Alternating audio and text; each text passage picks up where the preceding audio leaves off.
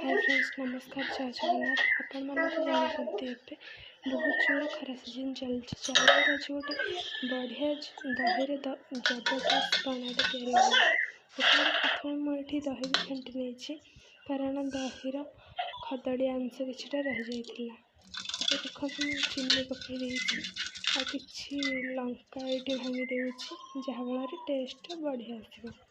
किछटा स्वाद अनुसार लुण पकईदे कि पानी मुझे ऐड कर आपण मैंने देखिपे दही पणाटा आम परफेक्ट रेडी ग्लास काढ़ी देखो ग्लास काढ़ी मुझे भल भाव करदे जहाँफल भल दिशा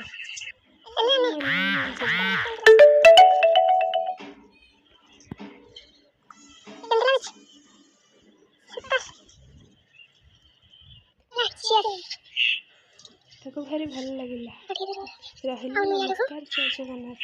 भिडियोटी भल लगी लाइक सब्सक्राइब करने को जमार भूलिए नहीं।